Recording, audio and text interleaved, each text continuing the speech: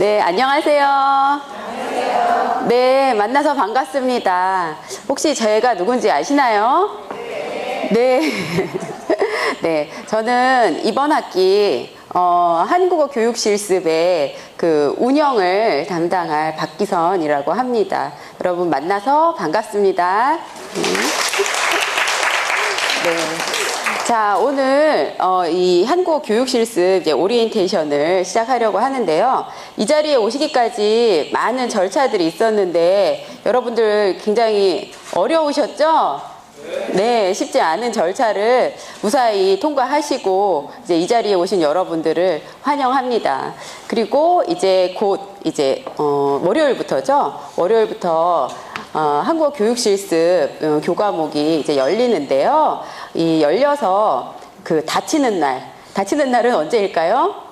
15주차까지 많은 절차와 과정이 있을 것입니다. 그런데 그것이 이제 기존의 다른 여러분들이 수강하셨던 교과목들과는 좀 다르게 운영이 되기 때문에 미리 여러분들이 조금 알고 계시면 이 한 학기 동안 여러분들이 어떤 과정으로 어떤 절차로 한국어 교육 실습이 이루어지는지 이 부분에 대해서 여러분들이 배경 지식을 이제 가지실 수 있고 그러한 내용을 바탕으로 이렇게 진행을 하다 보면 여러분들이 이 교과목을 이수하시는데 도움이 되실 것 같아서 이렇게 오리엔테이션을 준비하게 되었습니다. 자, 그러면 오늘 오리엔테이션을 이제 시작해 보도록 하겠습니다. 자, 먼저 오늘 오리엔테이션의 이제 목차를 살펴보시면 이제 이 교과목과 관련된 개관을 좀 해보고요. 그리고 그 수강 신청, 그리고 이번 학기의 주요 일정, 그리고 이 교과목의 이제 평가와 관련된 안내, 그리고 또 우리 그 교육 실습의 중요한 부분이죠. 이제 수업 실습과 관련하여서 실제로 과거에 이루어졌던 수업 실습의 사례를 통해서 여러분들이 이제 참고하실 내용들을 좀 안내를 해드리겠습니다. 사례 1, 사례 2로 나누었는데요. 사례 1은 절대 이렇게 하시면 안 돼요. 이렇게 하시면 F예요. 네, 그 사례입니다. 그동안 F, 그러니까 재수강이 꽤 계셨거든요. 근데 저희가 그 재수강에 해당하는 그 사례를 오늘 알려드릴 거예요. 그러니까 여러분들은 절대 재수강을 하시지 않길 바라는 마음에서 준비하였으니 잘 들어주시고요. 그리고 네, 사례 2. 사례 2는 이렇게 하면 합격이에요. 이 사례입니다. 그래서 본 교과목은 이렇게 하면 이수를 하실 수 있다라는 그 내용으로 사례 2를 준비를 하였습니다. 그리고 이제 마지막으로 수강하실 때 유의사항에 대해서 이제 말씀을 드리고자 합니다. 그리고 마지막으로 수업 실습의 유형 중에 유형 2를 선택하신 분들께는 그 수업 실습의 일정을 여러분들께 오늘 안내를 해드리도록 하겠습니다. 이런 순서로 오늘 오리엔테이션을 진행을 하겠습니다. 자, 그러면 먼저 교육 실습의 그 개요, 그 취지 및 목적. 이 취지 및 목적은 이 교과목과 관련된 그 취지 및 목적이라고 할 수가 있겠는데요. 이 교과목은 이름 자체가 한국어 교육 실습이죠. 그래서 이 교과목 이름에서도 알 수 있는 것처럼 중요한 부분이 한국어 부분, 그리고 교육 부분, 그리고 실습 부분이 있습니다. 근데 그동안 여러분은 한국어 교육과 관련된 교과목들을 많이 수강하셨죠? 특히 몇 영역의 교과목이 한국어 교육이라는 이름의 교과목이 많았나요? 그렇죠. 3영역에서 여러분이 한국어를 어떻게 가르칠 것인가와 관련된 한국어 교육 교과목들을 모두 이수를 하셨을 거예요. 그런데 이제는 여러분들이 그 컨텐츠나 책이나 또는 뭐 다른 정보, 출처를 통해서 공부하셨던 그런 한국어 교육과 관련된 내용을 뭘 하셔야 돼요? 실습을 하셔야 해요. 실습. 이 한국어 교육 실습 이 교과목은 사실상 한국어 학부에 입학하신 분들은 그 반드시 들어야 졸업을 할 수 있는 그런 교과목은 아니에요. 다시 말하면 이 교과목은 듣지 않으시더라도 전공 교과목의 42학점만 이수를 하시면 여러분들은 사이버 한국외대 한국어학부를 졸업을 하실 수가 있어요. 하지만 이 교과목을 반드시 듣고자 하시는 분들은 어떤 목적이 있으신 거예요? 그렇죠. 교원 자격증, 그 한국어 교원 2급 자격증을 이렇게 발급받기 위해서 반드시 이수해야 하는 교과목이 바로 이 교과목이죠. 그렇기 때문에 이 교과목과 관련하여서는 그 자격증의 발급과 관련하여서 관련된 법이 있죠. 국어기본법. 그 국어기본법에서 정한 그런 어떤 그 이수와 관련된 자격과 그리고 이 교과목의 이수와 관련된 내용, 이것을 우리가 반드시 참고를 하여서 이 교과목을 준비를 해야 하고 여러분들도 그 내용을 숙지하시고 이 교과목을 들으실 필요가 있습니다. 그러면 이제 한국어 교육 실습의 이제 개요를 살펴보면 여러분들이 그동안은 한국어 교육과 관련된 한국 어학 또는 일반 어학, 한국어 교육, 한국 문화 1영역, 2영역, 3영역, 4영역의 교과목을 골고루 들으셨어요. 이것은 결국은 여러분이 실제로 외국인이나 또는 한국어 학습자들에게 한국어를 가르치시기 위해서 필요한 그런 내용과 방법과 관련된 이론들을 공부하신 그런 교과목들이셨을 거예요. 그런데 이 실습 교과목에서는 그동안 여러분들이 공부하신 또 그동안 여러분들이 그 실제로 교원으로서 그 교실에서 학습자들에게 그 가르치시는 그러한 어떤 현장에 응용할 수 있는 그런 내용들을 이제는 뭘 해야 한다? 실제로 한번 해보셔야 한다 이거죠. 실제로 한번 해봐야 한다는 건 뭐예요? 한번 가르쳐 보셔야 한다라는 거죠. 누구에게? 한국어를 외국어로서 배우고자 하는 학습자들에게 한번 가르쳐 보셔야 한다라는 거예요. 그래서 한국 교육 실습의 교과목 구성은 전체적으로 15주가 어떻게 이루어졌냐면 한국어 교육과 관련된 그리고 한국어 교육 실습과 관련된 준비 과정으로서 이제 앞부분이 이렇게 쭉 컨텐츠 내용이 구성이 되어 있고요. 그리고 그 준비 과정을 마치신 후에는 바로 이 실습을 하는 내용으로 구성이 되어 있습니다. 다시 말해서 이 교과목은 한국어를 실제로 가르치기 위한 준비 내용과 실제로 교실에서 여러분이 교사가 되어서 가르치는 그런 내용으로 구성이 되어 있어요. 그렇기 때문에 크게 보면 두 가지, 준비 단계와 그리고 실제 수업 단계로 이렇게 구성이 되어 있다. 실제 수업은 누가 해요? 실제 수업은 여러분들이 하시게 됩니다. 실습 교과목이기 때문에 준비도 물론 여러분들이 하시고 그리고 실습도 여러분들이 하시게 되고 우리 컨텐츠가 준비와 실습을 위한 내용으로 구성이 되어 있습니다.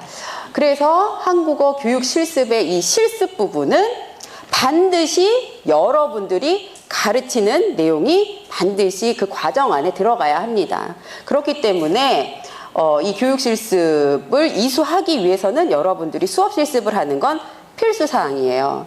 그래서 이 필수 사항을 이제 이 교과목 안에 이렇게 구성을 하였는데 이제 저희가 이 교과목을 이렇게 운영을 하기 위해서 준비와 실습 부분으로 나누어서 진행을 하고자 하여서 한국 교육 실습을 계속 진행을 했는데 그런데 이 실습 부분에서 학교에 이렇게 오셔서 외국어로서 한국어를 배우는 학습자들에게 직접 이렇게 가르쳐 볼 수 있는 기회, 이것을 10분 활용하셔서 수업 실습을 해보실 수 있는 분들이 대부분이세요. 대부분. 그리고 그렇게 하셔야 해요.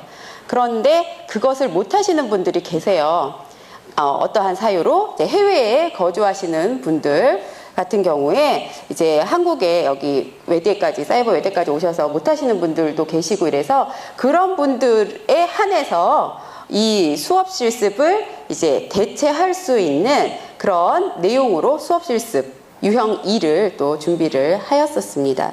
그래서 이렇게 수강 신청 과정에서 우리가 그 수강신청 자격을 일단 알아보고, 수강신청 자격은 그동안 여러분들이 1영역과 3영역에서 이 실제로 여러분들이 교원으로서 갖추어야 할 내용들을 이수하였는지와 관련된 이제 심사를 하였고요. 그리고 그 심사 과정에서 이제 수강신청 작성 여러분 다 하셨죠? 그 희망 실습 유형을 조사를 하였습니다. 그래서 사실은 실습은 반드시 수업 실습을 하셔야 마땅해요. 마땅한데 이것이 불가능하신 분들, 불가능하다라는 게 증명이 되신 분들에 한해서 유형 2와 유형 3을 준비를 한 것입니다. 그래서 그것으로 수업 실습을 대체를 하고자 하였습니다. 그래서 이 수강 신청서를 여러분들이 제출을 하셔가지고 저희가 그 심사를 통해서 이제 합격 통지를 하고, 그 합격 통지를 받으신 여러분들이 지금 이렇게 모여 계시는 걸로 알고 있는데요. 여기 보시면 이제 그 연락처와 이메일 부분이 있었어요. 저희가 이 교과목이 9월 1일에 개강을 하는데, 이 수강 신청 접수 그리고 수강과 관련한 이런 절차들이 그러니까 개강하기 이전에 이루어지기 때문에 여러분들에 대한 어떤 연락을 하기 위한 정보가 반드시 필요했기 때문에 이 부분을 여쭤봤는데요. 이 부분에 있어서 이제 자주 사용하는 내용들을 이제 기재를 해주셔야 하고요. 그리고 앞으로는, 그리고 여러분들 사이버 한국에 대해 자기 정보라는 거 아시죠? 네, 자기 정보에 등록된 그 이메일로 저희가 아마 이제 앞으로 뭔가 이렇게 연락할 일이 있으면 그 정보로 여러분들께 연락을 하게 되니까, 이 부분 연락처와 이메일 부분은 이제 자기 정보에 등록된 내용들을 다시 한번 확인을 하시면 좋을 것 같습니다. 자, 그래서 여기 1영역과 3영역의 내용을 가지고 저희가 심사를 마쳤고요. 그리고 실습 유형에 대한 설명을 드렸었습니다. 그래서 방금 전에 제가 말씀드렸던 것처럼 반드시 수업 실습을 해야 하고, 이 수업 실습은 유형 1이 마땅한데 그것이 불가능하신 분들 유형 2와 또 유형 3으로 이렇게 진행을 하였고요. 그것을 위한 유형 2와 유형 3이 허락되기 위한 그 심사 서류를 따로 추가로 받았습니다. 그래서 심사를 거쳐서 유형 2와 유형 3으로 이 수업 실습을 대신하는 분들을 우리가 이렇게 분류를 하였습니다. 그리고 모든 이 교육 실습의 신청자 여러분들은 기본적으로 이제 온라인 강의를 수강하셔야 하고요. 그리고 각 유형에 해당하는 과제 1부터 5를 수행합니다. 과제가 모두 몇 가지 있는 것 같아요? 5가지 있습니다. 과제가 1부터 5, 5가지가 있고요. 이것은 모두 공통적으로 유형과 관계없이 모두 공통적으로 진행이 됩니다. 그리고 이 과제와 관련해서는 조금 있다가 다시 또 자세히 설명을 드릴게요. 이렇게 과제 1부터 5, 5가지가 있는데, 대신 우리 교과목은 중간고사와 기말고사는 없습니다. 과제로 대체를 하게 됩니다. 네. 자, 그러면 이번 학기에 이제 주요 일정을 좀 말씀을 드릴게요. 주요 일정을 보시면 여기 이렇게 주차가 마이너스 16주차 있죠. 우리 이 교과목은 시작하기 마이너스 16주차, 그러니까 9월 1일에 4개월 전부터 준비를 시작합니다. 그래서 저희가 실습 신청 공지를 마이너스 16주차에 공지를 하고요. 그리고 서류 접수를 하고 심사를 하고 통보를 하고 수강 신청을 완료를 하게 됩니다. 아직 수강 신청을 완료하지 않으신 분들도 계세요. 그 수강 신청이 완료되신 분들도 계시고, 그 아직 수강 신청이 완료되지 않으신 분들은 1주차의 수강 신청 정정 기간에 이제 가능하실 거예요. 네, 그리고 이제 0주차죠. 오늘 이렇게 오리엔테이션을 진행을 하고요. 이 교과목과 관련된 오리엔테이션, 그리고 유형 1 수업 실습과 관련된 일정을 OT 후에 이제 공지를 하도록 하겠습니다. 그리고 이제 1주차에는 이제 수강 신청 변경을 하고요. 그리고 2주차에는 이 수강 신청 변경 기간에 추가로 이렇게 이 교과목을 수강 신청하시는 분들이 계실 거고요. 그리고 수강 신청을 진짜 그 변경하셔서 이 교과목을 취소하시는 분들도 계실 거예요. 그래서 아마도 그 수업 실습 일정의 확정 공지는 2주차에 확정 공지가 한번 나가게 될 겁니다. 오늘 저희가 알려드리는 이 일정과 이 일정은 거의 똑같다라고 할 수 있는데 추가되는 분들이 아마 더 계실 것 같습니다. 1주차에 좀 추가되는 분들이. 이거 이제 개강한 후부터는 교과목 게시판을 통해서 모든 공지를 확인을 하시면 되겠습니다. 그동안은 그 우리 학부의 게시판을 통해서 여러분들이 공지사항을 확인하셨을 텐데요. 이제 개강하면 교과목 게시판을 자주 확인해 주시면 되겠습니다. 그리고 3주차부터는 이제 시작이에요. 뭐가 시작이에요? 강의안에 대한 작성. 강의안에 대한 여러분들이 이제 생각을 하셔야 합니다. 그래서 강의안을 어떻게 뭘 가지고 내가 만들 것인가와 관련하여서 저희가 목표 문형을 드릴 것입니다. 목표 문형. 목표 문형이라는 말은 들어보셨죠, 여러분? 네, 아마 300에서 많이 들어보셨을 거예요. 이 목표 문형을 여러분 한 분 한 분에게 다 드릴 거예요. 그러면 여러분은 한 학기 동안 이 목표 문형을 우리 학습자들에게 어떻게 또 어떤 내용으로 가르칠 것인가, 이 부분에 대해서 이제 강의안을 작성을 해 나가시는데요. 여기 강의안 1이 있죠. 강의안 1이 있는 거 보니까 강의안 또 뭐가 있을 것 같아요? 2가 있을 것 같죠. 그리고 3, 네, 강의안은 3까지 있습니다. 강의안 1, 2, 3을 이번 학기에 과제로 이제 제출을 하셔야 합니다. 그리고 이 강의안, 네, 여러분들에게 배분되는 이 목표 문형은 좀 유형별로 조금 다르게 배분이 될 것입니다. 그리고 이제 4주차에는 이 실습비 환불 기준 시점이라고 되어 있는데요. 이 유형 1, 다수의 우리 학우님들이 수업 실습으로 이번 학기에 한국 교육 실습을 이수하시는데, 이 유형 1을 신청하신 분들은 모두 실습비를 이렇게 납부를 해주셨습니다. 그런데 이 실습비를 이 뭐 교과목을 수강 신청해서 변경을 하시거나 아니면 이 유형을 변경을 하시거나 하여서 이 실습을 못 하시게 되었다라는 내용이 있으실 경우에는 이 4주차 이전에 말씀을 해주시면 이 실습비를 모두 환불, 100% 환불을 해드립니다. 그런데 4주차 이후에 어떤 그 사정에 의해서 그 실습을 참여를 못 하시게 되는 경우에는 저희가 실습비를 환불을 해드릴 수가 없습니다. 왜냐하면 4주차부터는 저희가 수업 실습과 관련된 실비가 이제 지출이 되기 시작합니다. 학생 모집이라든가 평가자 모집이라든가 장소라든가 이런 것들에 대해서 이제 실제 비용이 지출되는 시점이 4주차 이후이기 때문에 만약에 관련하여서 어떤 사정이 있어서 변경을 하시게 되면 4주차 이전에 말씀해 주시면 실습비를 환불해 드리도록 하겠습니다. 그리고 이제 5주차에는 아까 예고하였던 강의안 1과 관련된 과제 공지가 나가게 됩니다. 그래서 강의안 1 작성 과제 1이 나가고요. 이 제출 마감은 10월 10일까지입니다. 유형 2로 실습하시는 분들 같은 경우는 처음에 신청서와 함께 그 추가로 제출하신 서류 중에 동영상 실습 계획서가 있었습니다. 동영상 실습 계획서. 거기에 어떤 내용들이 있었냐면 나는 언제 어디서 어떤 학생들을 어떻게 모집하여서 가르치고자 한다라는 내용이 주된 그 동영상 실습 계획서였는데요.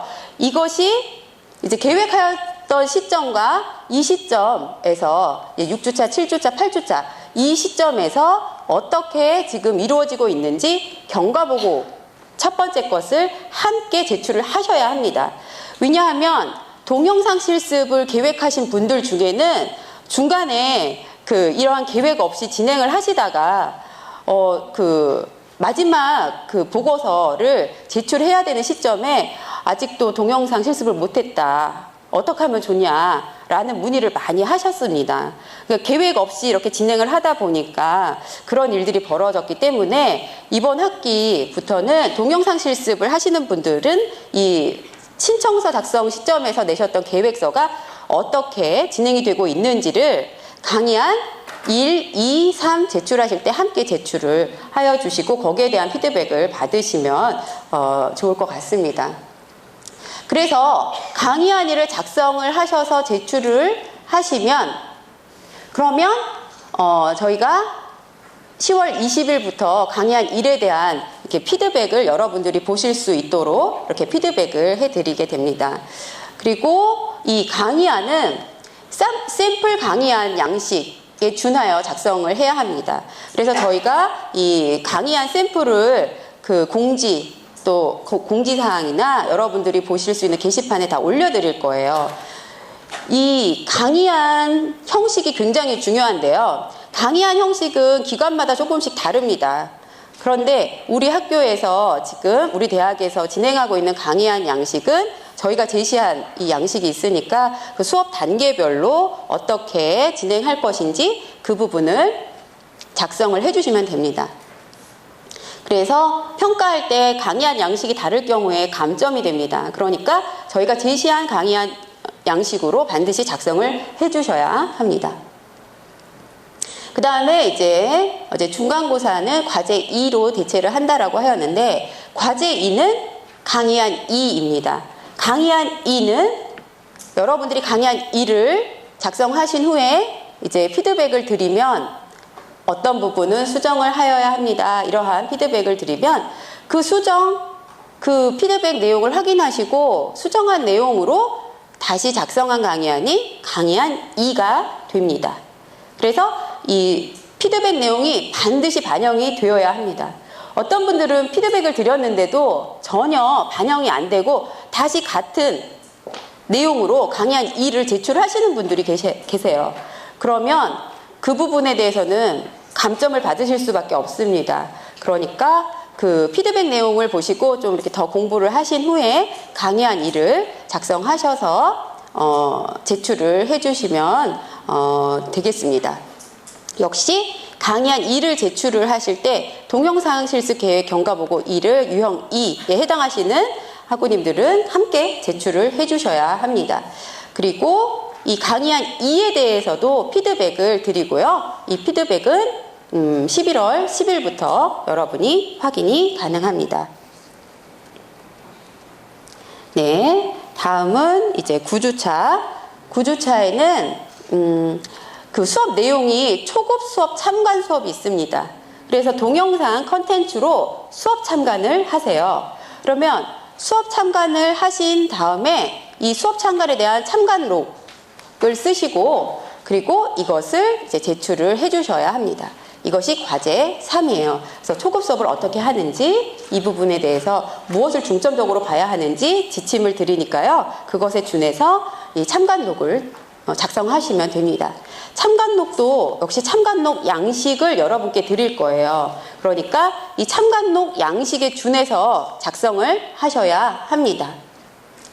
그 다음에 이제 초급 수업의 운영 기술 컨텐츠 내용이 나가고요. 그 다음에 11주차에는 중급 수업 참관이 있습니다. 그래서 초급 수업 참관과 마찬가지로 중급 수업 참관록을 제출을 해주시면 되겠습니다. 그리고 이제 12주차에는 강의안 3을 제출합니다. 강의안 3은 강의안 2에 대한 피드백을 드린다고 하였죠. 그 강의안 2에 대한 피드백을 반영한 내용이 강의안 3이 되어야 합니다. 그래서 이것이 마지막 강의안이 됩니다. 여러분이 이번 학기에 작성하시는 마지막 강의안이 되고요. 이 마지막 강의안에 대해서는 피드백이 없습니다. 그리고 이 마지막 강의안으로 수업을 하셔야 합니다. 그래서 이 2번 피드백 받은 내용을 바탕으로 해서 여러분들이 수업을 하시게 됩니다. 그리고 이 강의안 3을 제출하실 때 유형 2에 해당하시는 분들은 동영상 실습 계획 경과보고를 또 제출을 함께 해주셔야 하고요. 이 시기에 12주차와 13주차 토요일과 일요일에 1차부터 4차까지 수업 실습이 진행이 됩니다. 수업 실습의 일정은 11월 22일 토요일, 11월 23일 일요일, 11월 29일 토요일, 11월 30일 일요일 이렇게 수업 실습이 진행이 되고요. 시간은 10시부터 저녁 7시까지, 오전 10시부터 7시 반까지 이렇게 진행이 됩니다. 조금 있다가 유형 1에 해당하시는 분들은 그 일정을 이렇게 공지를 해드리도록 하겠습니다. 그리고 이제 14주차, 15주차까지 수업을 진행을 하고요. 이러한 일정으로 이번 학기가 이제 진행이 될 것입니다. 자, 이번 학기는 과제가 5개가 있다고 하였는데요. 이제 과제를 수행하실 때 여러분들이 유의해야 할 사항이 있습니다. 하나하나 좀 같이 읽어보도록 하겠습니다. 자, 먼저 과제 수행 시 유의점 첫 번째, 여러분들이 한번 같이 읽어보실까요? 시작!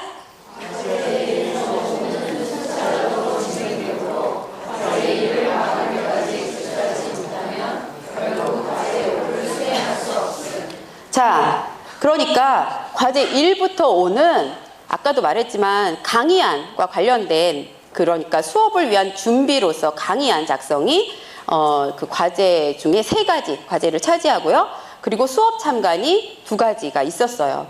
그런데 이 강의안 1, 2, 3은 강의안 1 작성, 피드백 1, 강의안 2 작성, 피드백 2, 그리고 강의안 3으로 순차적으로 진행이 되기 때문에 강의안 1을 제출하시지 않으시거나 또는 제출 기간을 어기시거나 하실 경우에는 그 마지막 과제 5, 강의안 3을 그 수행하기가 어렵습니다. 그래서 이 부분을 유의하셔야 하고요. 그 다음 2번째 내용도 한번 같이 읽어볼까요? 시작!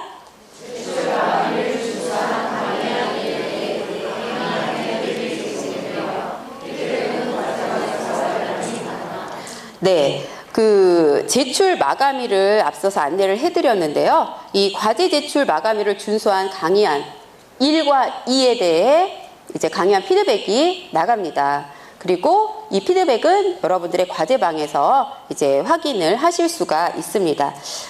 강의안 3 최종 강의안에 대한 피드백은 없습니다. 네, 3번째 읽어볼까요? 시작!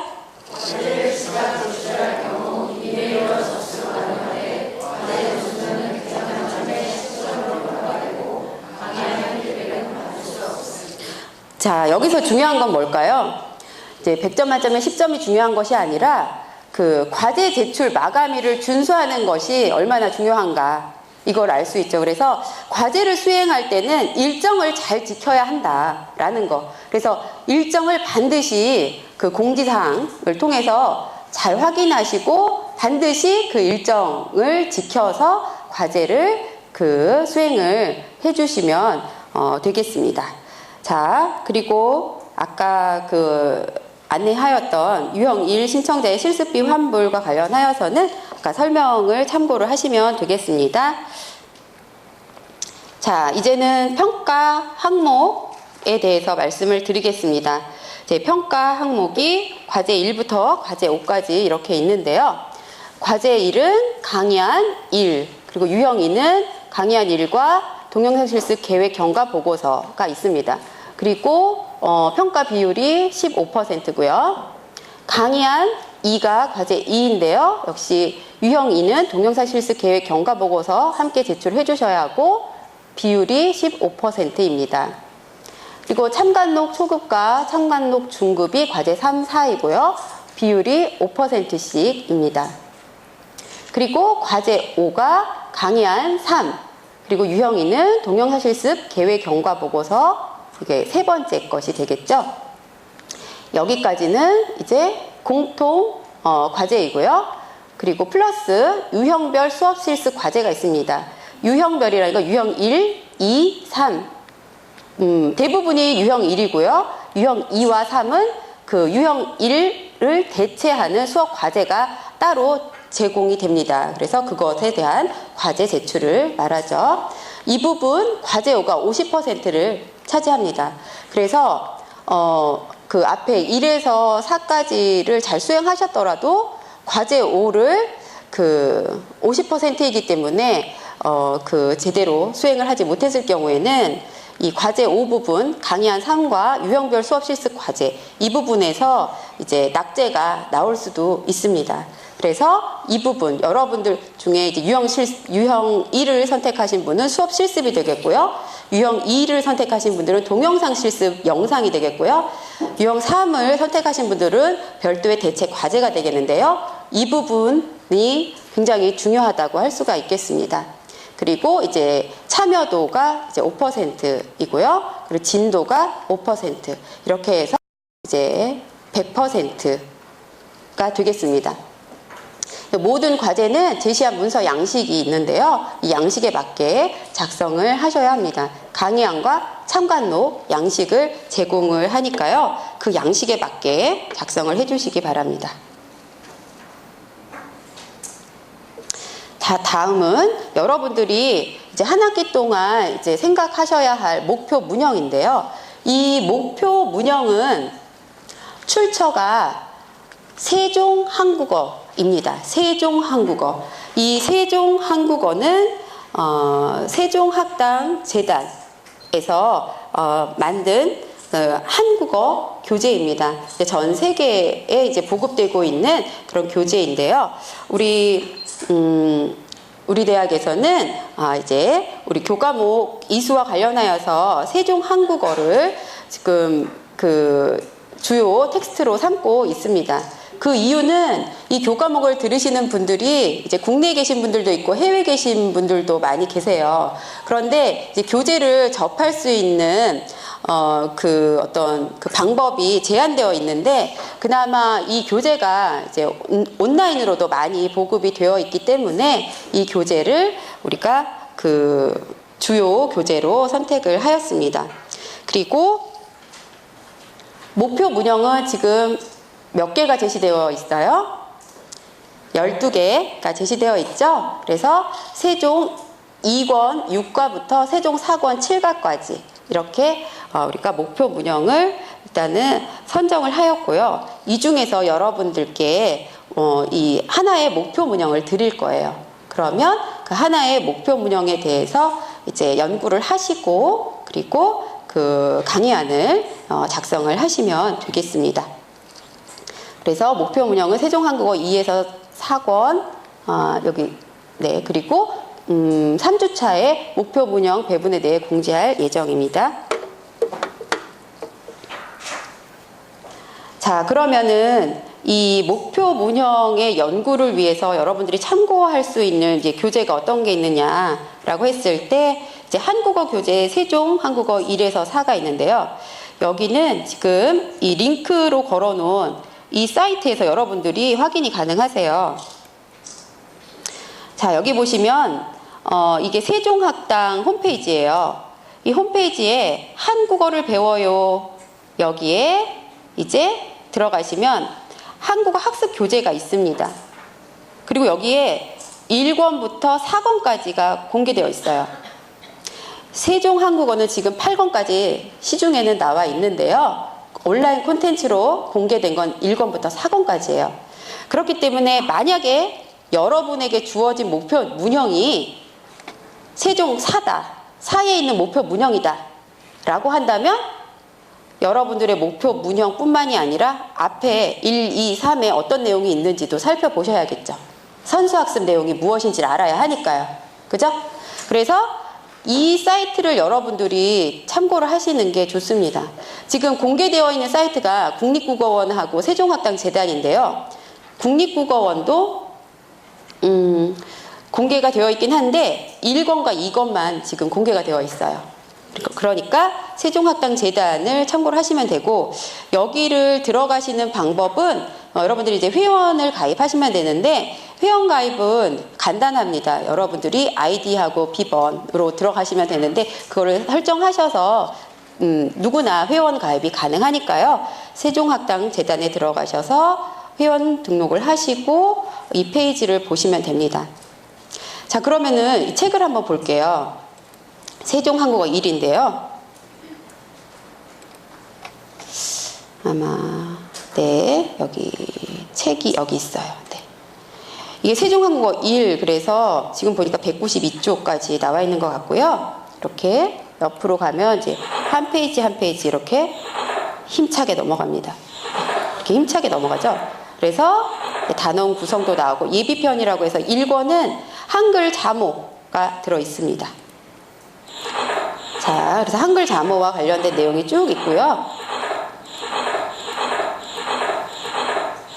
그 다음에 이제 1과가 나옵니다. 여러분 1과 여기 제목이 없죠? 1과는 제목이 뭘 것 같아요? 안녕하세요. 같아요? 안녕하세요 일 것 같아요? 또 소개. 네. 자기소개입니다. 여기 대화문이 있죠?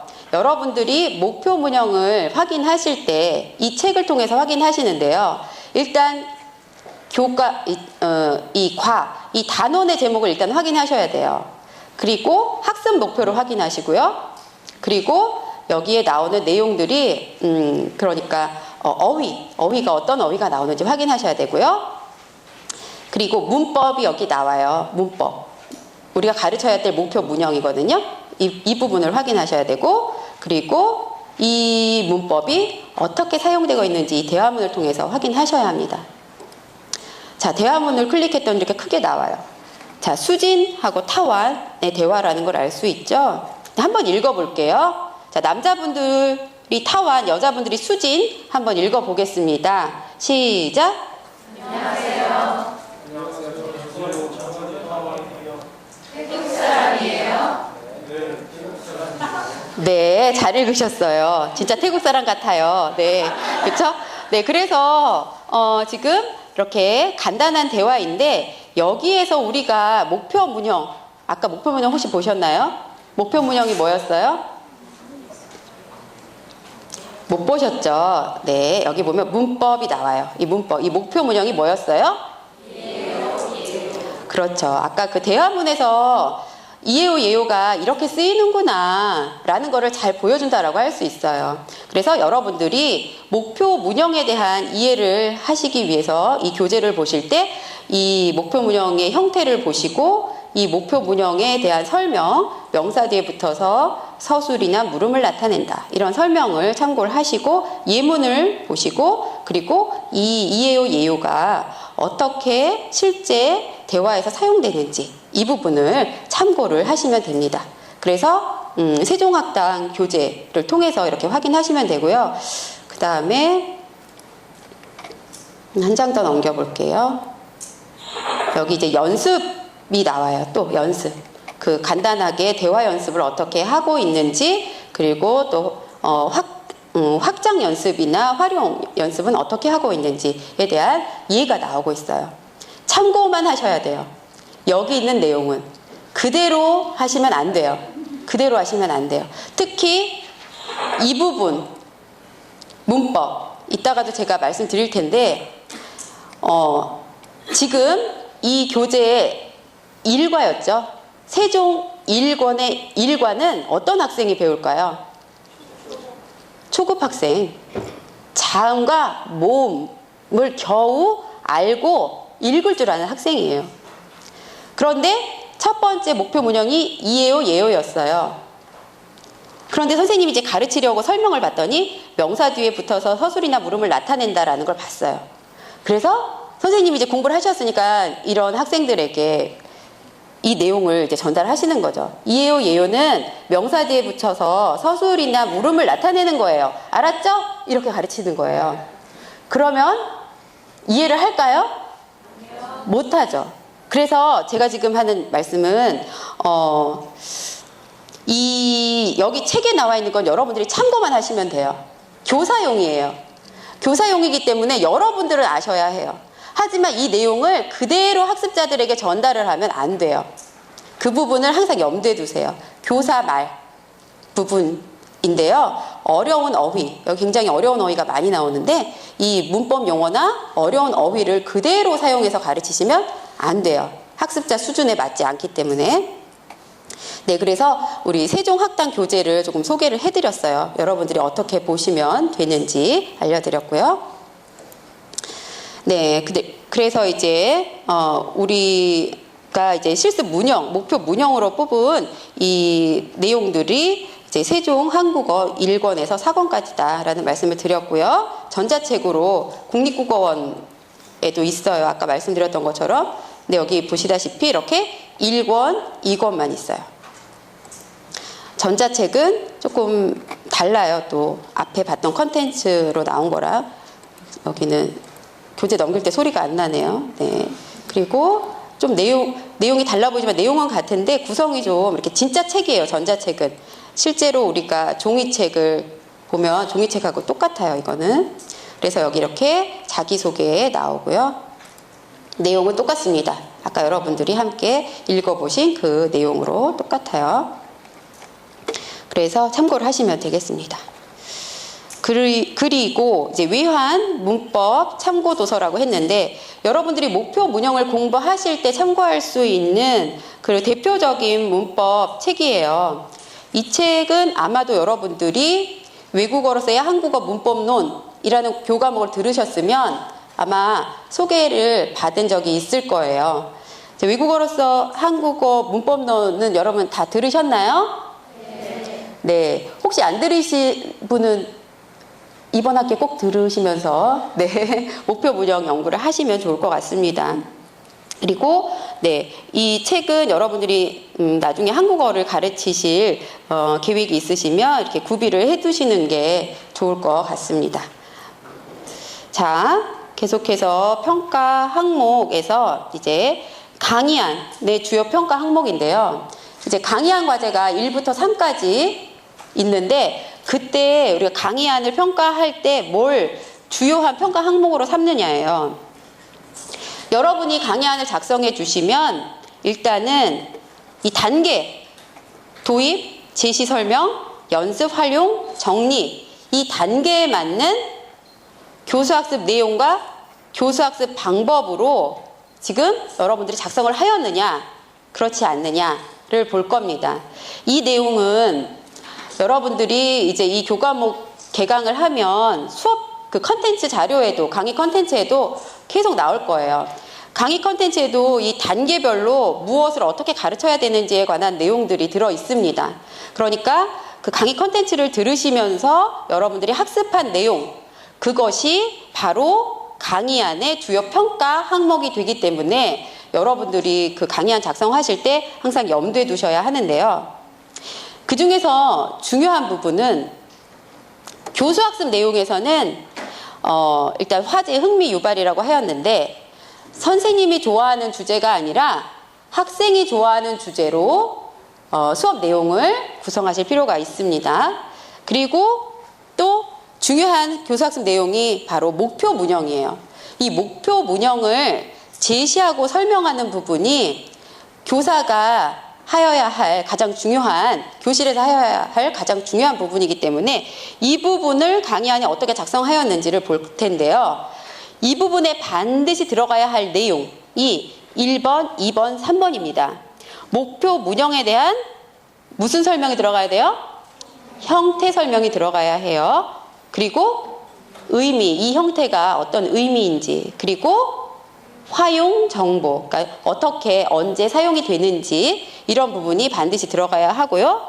그리고 이 목표 문형이 들어간 대표 예문이 반드시 들어가야 합니다.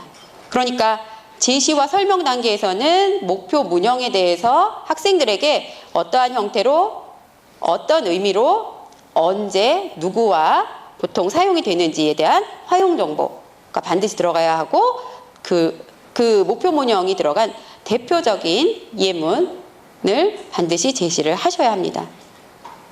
그리고 연습은 형태 연습, 목표 문형의 형태와 관련된 연습, 단순한 연습이 되겠고요. 그리고 문답 연습, 확장 연습 이렇게 구성을 하시는데요. 이것은 상황에 따라서 약간 유동적이긴 하지만 형태 연습은 반드시 넣으셔야 하고요. 문답 연습 그리고 확장 연습은 이제 선택적으로 넣을 수도 있고 안 넣을 수도 있습니다. 그 다음에 활용은 통합 활동, 실제로 이 문형이 어떻게 사용되는지와 관련된 실제성을 고려한 통합 활동으로 구성을 하시면 되는데요. 이 통합 활동이라는 건 기능에 대한 통합이라고 생각하시면 됩니다. 그래서 말하기, 듣기, 읽기, 쓰기의 기능 통합 활동으로 구성을 하시면 되겠고요. 그리고 이제 정리 단계에서 오늘 배운 내용을 정리를 하시는 걸로 교사학습 내용을 구성하시면 되고요. 그 다음에 교사학습 방법에서는 제일 중요한 것이 상호작용이에요. 다시 말해서 선생님 혼자서 계속 말씀하시면 안 돼요. 계속 설명하시고 학생하고 주고받으면서 상호작용을 처음부터 끝까지 유지를 하셔야 합니다. 근데 그게 쉽지는 않아요. 그러니까 이 상호작용을 끝까지 유지하기 위한 그런 방법들에 대해서 많이 고민을 해보셔야 할 거예요. 그리고 상호작용을 위한 방법이 그 컨텐츠 내에 제시가 되어 있으니까 그 부분을 여러분들이 참고를 하시면 아이디어를 얻으실 수 있을 것입니다. 그리고 이 제시 설명 단계에서 선생님이 오늘 배울 목표 문형을 가르치실 때 그 메타 언어의 난이도, 가르치시는 언어의 그 난이도가 굉장히 중요해요. 아까 제가 예를 들은 것처럼 명사 뒤에 붙어서 뭐 질문이나 뭐 그 평서문에 쓰인다 뭐 이렇게 이런 종결어미다 뭐 이런 내용이 들어가면 안 된다라는 거죠. 그러니까 학습자가 알고 있는 것보다 조금 높은 수준의 그런 난이도로 학습자들이 이해할 수 있는 언어로 가르치셔야 합니다. 그래서 교사 말이 명시적이어야 하고 간단하고 쉬운 말이어야 한다. 그리고 교실에서는 표준어로 진행을 하셔야 합니다. 자, 그 다음에 이제 그 교사학습 방법 부분에서는 이렇게 이 상호작용과 이 이해 가능한 교사 말로 진행하는 것, 이것을 가장 중점적으로 보기 때문에 여러분들이 이 부분에 유념하셔서 강의안을 작성하시고 수업 실습도 이 부분을 유념하셔서 하시기를 바라겠습니다. 자, 그리고 이제 과제 5에 대한 말씀을 드리겠는데요. 이제 과제 5는 공통적으로 강의안 3은 모두 다 합니다. 강의안 3은 뭐였죠?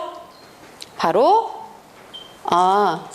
강의안 2의 피드백 내용을 반영한 과제가 강의안 3이라고 하였죠. 그래서 최종 강의안이라고 할 수 있고요. 이거는 유형에 관련 없이 모두 다 하셔야 되는 내용이고요. 그 다음에 유형별로 진행되는 건데 이거는 유형별로 추후에 자세한 공지를 하긴 할 거예요. 네, 대강의 내용을 말씀드리면 유형 1은 수업 실습을 합니다. 오프라인 수업 실습. 그래서 이따가 일정을 이제 공지를 할 거고요. 그리고 수업 실습, 내가 수업을 하는 동안 동료가 그 수업을 보면서 관찰 일지를 써야 합니다. 그래서 그 유형 1의 수업 실습은 그 수업하는 것과 관찰 일지 쓰는 것으로 구성이 되고요. 유형 2는 동영상 실습 계획서의 경과보고서 1부터 3까지 같이 내셔야 하고, 그리고 강의안 3 인쇄본과 50분 수업 동영상 파일을 우편으로 제출을 하셔야 합니다. 저희가 이 수업 동영상 파일을 우편으로 받는 이유는 나중에 다 감사가 나와서 그 내용들을 확인을 합니다. 그렇기 때문에 그 동영상 파일로 또는 CD로 저희가 가지고 있어야 해서 그 우편 접수를 합니다.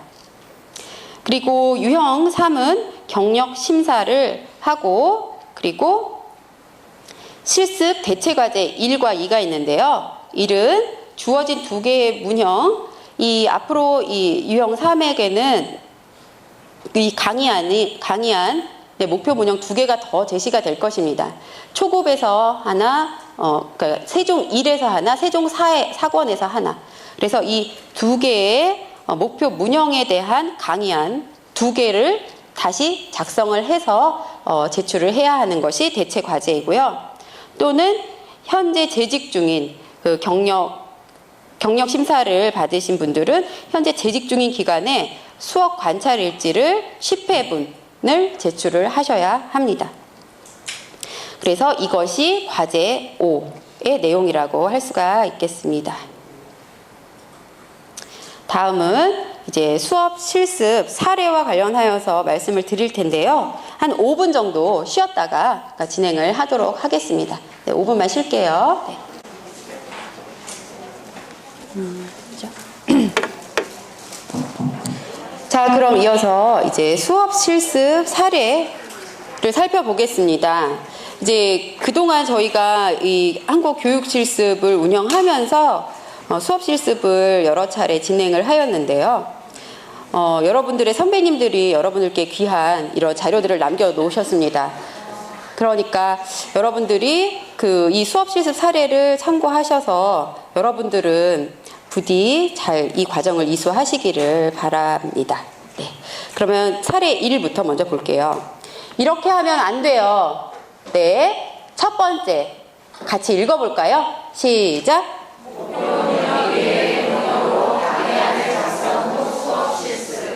이런 사람이 있을 것 같아요? 네, 있었어요. 깜짝 놀랐어요. 저희가 드린 목표 문형이 있거든요. 그런데 이분이 다른 문형으로 수업을 하시더라고요. 그래서 제가 여쭤봤어요. 혹시 그 목표 문형이 잘못 나간 거 아니냐고 그랬더니 저는 제가 하고 싶은 문형으로 하겠다고 그러시더라고요. 그래서 일단 수업은 하셨어요. 그분이 수업은 하셨지만 저희가 이 목표 문형을 드리고 피드백을 하고 하는 이유는 하나의 훈련이거든요. 이 목표 문형을 어떻게 해석을 하고 어떻게 연구를 하시고 그 교육 방법을 여러분들이 어떻게 구안하셨는지를 지속적으로 이렇게 보는 게 굉장히 중요하고 그래서 여러분들이 훈련하는 과정인데 저는 제가 가르치고 싶은 문형으로 할 거예요. 이렇게 하셔서 정말 하고 싶은 문형으로 하고 싶은 대로 가르치시더라고요. 그래서 깜짝 놀랐어요. 그리고 나서 이제 피드백을 드렸어요. 수업 후에는 저희가 바로 피드백을 드리거든요. 피드백을 드리면서 저희 이 교육 실습 교과목의 이런 어떤 진행 절차에 따라서 이 부분을 이제 진행을 하시지 않으셨기 때문에 일단은 한 학기 더 들으셔야 되겠다라는 말씀을 드렸어요. 강하게 거부하시더라고요. 그래서 그분을 설득하는 게 굉장히 오래 걸렸어요. 여하튼 여러분들은 그러시지 않겠죠, 제발. 네. 그래서 목표 문형으로 강의안을 작성해서 수업을 하셔야 해요. 네. 그다음 두 번째 읽어볼까요? 시작.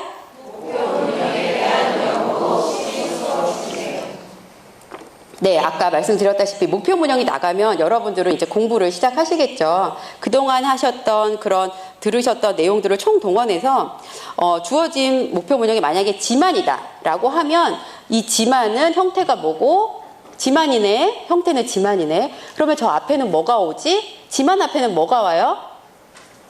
생각하셔야 돼요.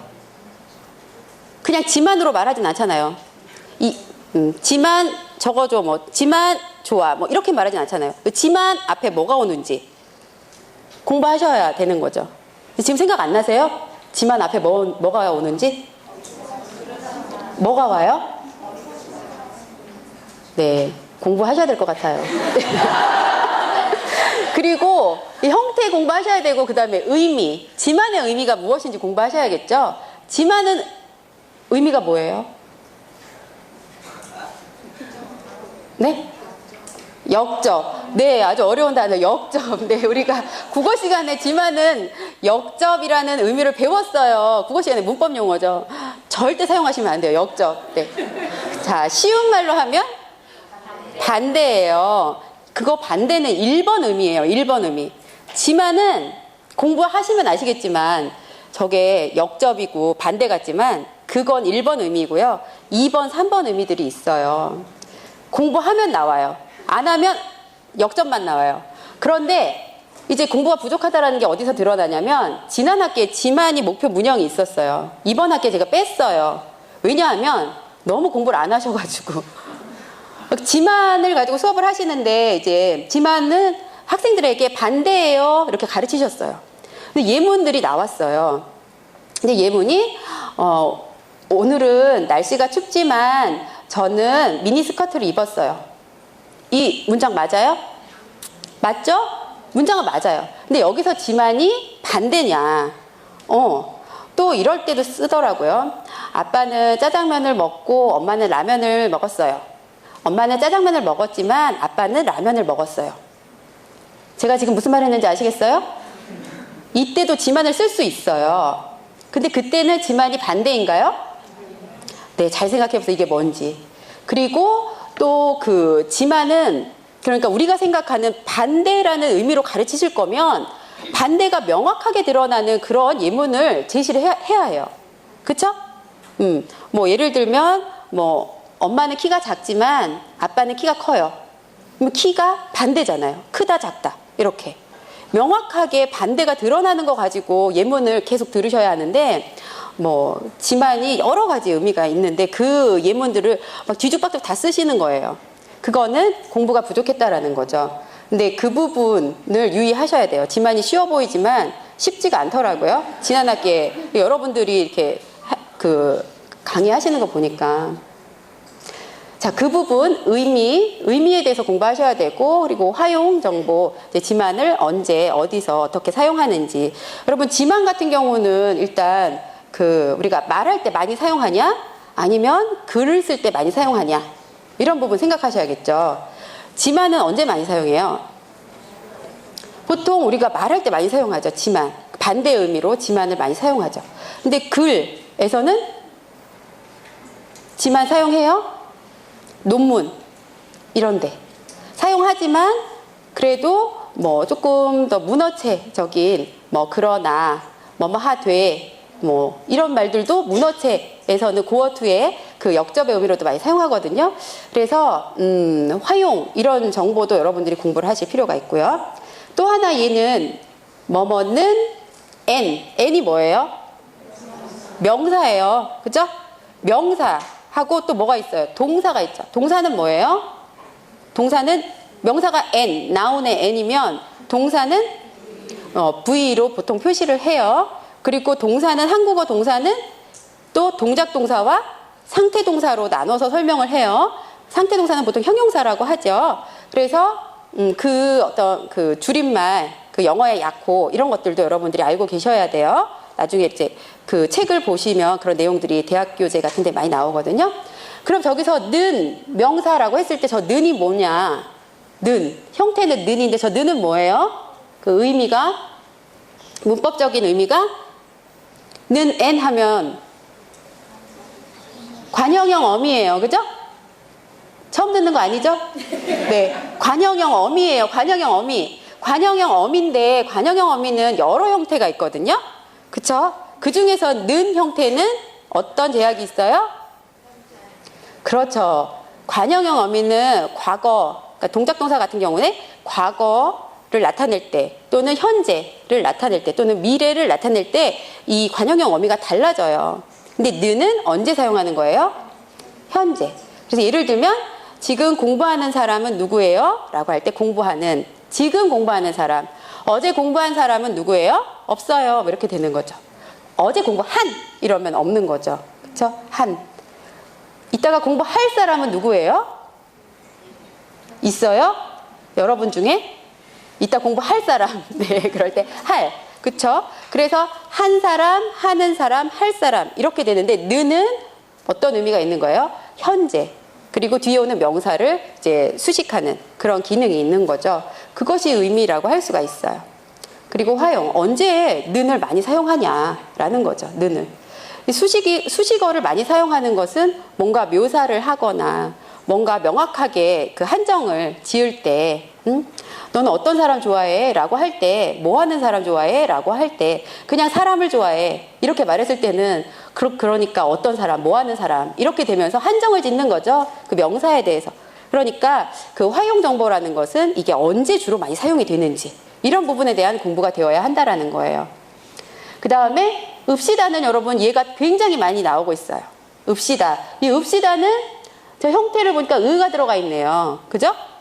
의는 왜 들어가 있는 거예요? 근데 괄호로 이렇게 표시를 해놨어요.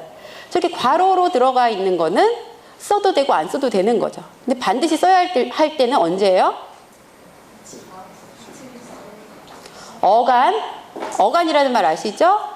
동사 어간의 제일 마지막 발음이 어간 발음이 뭐일 때? 자음일 때. 먹다의 먹, 기역 받침이 있으니까 먹읍시다. 먹읍시다. 이렇게 되는 거잖아요. 여러분 생소해요? 지금 제가 설명하는 것이? 이거 진짜 여러분 의는 왜 필요한가 이 부분을 생각해 보신 적 한 번도 없어요? 생각 많이 하셔야 돼요. 공부하셔야 돼요. 지금 뭐예요? 연구 없이 수업 진행하면 근데 2번에서 가장 많은 부분들이 재수강이 되세요. 사실상. 연구를 하셔야 되는데 목표 문형에 대한 연구. 제가 드는 예는 여러분들이 잘 기억하셔야 돼요. 그래서 형태에 대한 연구. 그다음 가다 같은 경우는 갑시다가 되는 거죠. 가읍시다가 아니라 갑시다가 되는 거죠. 왜? 가다에 그 받침이 없으니까 어간에. 그래서 이제 형태에 대한 정보, 의미. 비읍시다의 의미는 뭐죠? 청유. 나 혼자 하는 게 아니라 같이 하는 거. 그렇죠. 같이 하는 그런 의미가 있죠. 청유의 의미. 화용. 읍시다의 화용 정보는 굉장히 많이 나왔어요. 여러분들 컨텐츠에서. 윗사람에게 사용하면 안 돼요. 맞아요. 윗사람에게 사용하면 안 돼요. 여러분들이 느끼셨을 거예요. 아마. 여러분들이 선생님이면 학생하고 이제 어린 학생들을 가르쳤을 때 학생이 그 선생님에게 내일 봅시다 이렇게 말했을 때 좀 기분이 좀 오묘하더라고요. 저 같은 경우에. 제가 그 외국인 학생 가르칠 때 그 20살 먹은 애가 저보고 내일 봅시다 이러면서 가더라고요. 안녕히 가세요. 제가 그랬는데 내가 잘못 가르쳤구나 이런 생각이 막 들었어요. 그 허용 정보를 안 가르친 거죠, 제가. 그래서 그 부분 여러분들 공부하셔야 돼요. 네. 자, 그래서 2번 굉장히 중요합니다. 2번. 자, 그 다음 3번 읽어볼까요? 시작. 네, 강의안이 1, 2, 3이 있어요. 저희가 그 강의안 3을 가지고 여러분들이 수업하실 때 강의안 1, 강의안 2를 다 가지고 있어요. 여러분의 행적을 다 보고 있어요. 그래서 여러분들이 어떻게 이렇게 발전을 해오셨는지를 강의안을 통해서 확인을 하면서 여러분들의 수업을 봅니다. 그런데 강의안은 참 잘 발전을 해왔는데 실제 수업이 강의안 1로 하시는 분들 계세요. 왜 그럴까 이렇게 피드백을 드리면서 얘기를 해봤더니 그러니까 그 당사자께서 고민을 하시고 이렇게 수정을 해나가신 게 아닌 거였어요. 여러분들의 의견을 들어서 그걸 종합해가지고 거기에 이렇게 집어넣어서 강의안은 굉장히 발전을 했는데 본인은 이해를 못하고 계시는 거예요. 지금 내용을. 그러니까 본인이 작성하셨던 일을 가지고 수업을 하신 거예요. 그런 경우들도 계시더라고요. 그래서 자기가 하셔야 돼요. 자기가. 네, 본인께서. 네. 그 다음 4번도 읽어볼까요? 시작.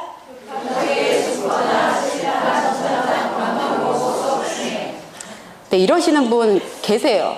깜짝 놀랐어요. 굉장히 잘생기고 키도 크시고 굉장히 멀쩡하신 그런 남자 선생님께서 교탁 뒤에 숨어서 수업을 하세요. 학생들이 선생님 얼굴을 볼 수가 없고 눈을 볼 수가 없어요.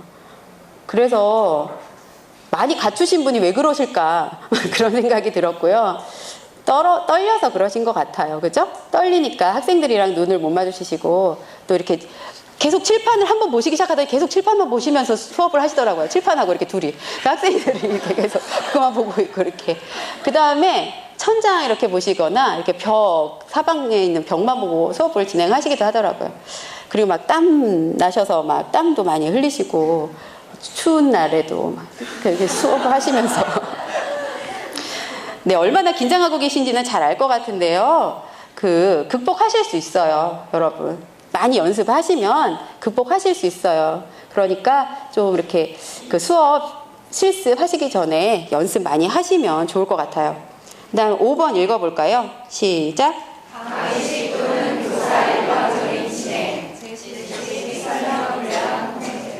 네, 그러니까 그 도입, 제시 설명, 연습, 활용, 이렇게 마무리 이 부분이 50분 수업으로 보통 진행이 되는데요. 이 중에 사실상 전체적으로 봤을 때 발화 분량을 보면 학습자가 발화하는 분량이 60% 이상이 되어야 해요. 사실상. 그런데 전체적으로 선생님이 80% 정도 말씀하시는 그런 분들이 계세요. 나로 말씀드릴 것 같으면 하고 시작하셔가지고 도입 부분부터 해서 그리고 설명도 막 굉장히 길게 하시고 학생들은 듣기만 하는데 이제 들으러만 온 건 아니니까 상호작용을 충분히 하시기를 바랍니다. 그 다음 6번 읽어볼까요? 시작. 수업 잘 듣는 네, PPT를 활용해서 보조자료를 만드시는 건 좋아요. 그런데 그 50분 수업이라는 걸 생각하시고 그리고 학습자랑 충분히 상호작용을 해야 한다는 걸 생각하시면 이 PPT도 분량의 제한이 필요해요. 근데 선생님이 그 PPT를 50장을 준비를 하셨다. 그거 가지고 이제 계속 하시는 거예요. 보여주고 싶으신 거예요. 내가 열심히 준비했는데 이거 다 봐야 된다 하면서 계속 넘기시면서. 근데 학생들은 굉장히 어려운 거죠. 뭔가 상호작용이나 연습이나 선생님이 충분한 설명이 없이 계속 PPT만 넘어가니까 화려하긴 한데 저걸 왜 하고 있는지 모르는 거죠. 그러니까 PPT가 안 된다라는 게 아니라 PPT를 뭐 보조자료로 사용을 하시되 뭐 다른 보조자료도 마찬가지인데요. 상호작용을 방해할 정도는 어떤 그 분량 그리고 그것으로만 진행하는 거는 제한하실 필요가 있습니다. 자, 그 다음 7번 읽어볼까요? 시작. 네, 강의안은 마지막에 퇴고하실 때 반드시 맞춤법 띄어쓰기, 또 맞춤법 이런 것들을 반드시 확인하세요. 여러분들 이제 한국어 교원이시니까요. 그렇죠? 그래서 정말 사실상 이런 오류는 없어야 하는데 하는 맞춤법 오류들이 굉장히 많습니다. 가장 기본적인 이런 부분도. 그러니까 그런 부분을 좀 확인을 잘 해주시길 바라고요. 8번 읽어볼게요. 시작.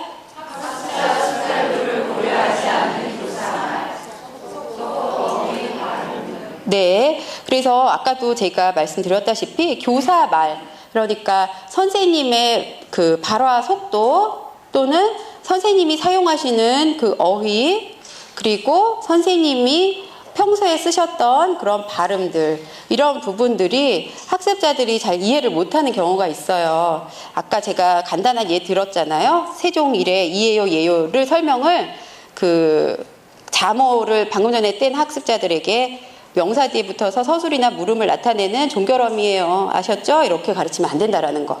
어휘 난이도가 굉장히 높다라는 거죠.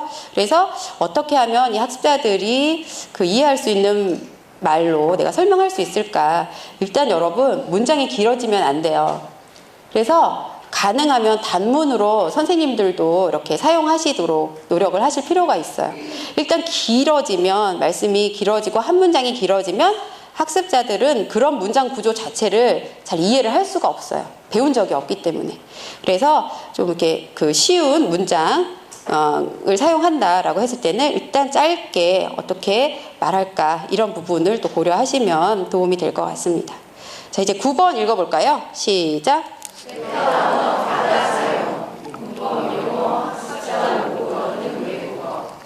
그러니까 수업을 하시면서 이제 답답하시니까 학습자들이 잘 이해를 못하는 것 같으니까 그 학생들에게 영어로 가르치시거나 뭐 일본어로 가르치시거나 중국어로 막 가르치세요. 학생 이름 보고 중국 학생이 있는 것 같으면 중국어로 CAC에 막 그러시면서 진짜로 하세요. 그런데 여기는 한국이고요. 한국에서 수업 실습을 하실 때는 가능하면 한국어로 가르치셔야 해요. 그리고 한국어로 가르치실 방법을 고민하셔야 해요. 그런데 해외 거주자 중에서 이제 동영상 실습을 하시는 분들은 그 해외 현지의 언어를 사용하실 수밖에 없는 그런 환경에 계신 분들이 간혹 계세요. 이제 그런 분들은 현지의 사정에 따라서 이제 유동적으로 그 학습자의 모국어를 사용하실 수도 있어요. 그런데 국내에서 한국어 가르치실 경우에는 그 지양하실 필요가 있어요. 선생님께서 이렇게 외국어나 아니면 어려운 문법 용어 사용하시는 것을. 그리고 여러분들이 이제 그 수업 실습을 하시는 분들은 교실을 좀 상상을 해보시면 선생님이 계시고 보통 학생이 외국인 학습자가 4명 정도 있어요. 초급 학습자가. 그런데 국적이 같을 수도 있지만 대개는 달라요. 학습자가. 그래서 영어를 뭐 사용하시거나 중국어나 일본어 사용하셨을 때 소외되는 학습자가 있을 수 있어요. 그러니까 한국어로 가르치시는 게 맞는 것 같아요. 네. 자, 그 다음에 이제 10번 읽어볼까요? 시작. 강의안 수업 진행. 그럴 수 있어요. 그쵸?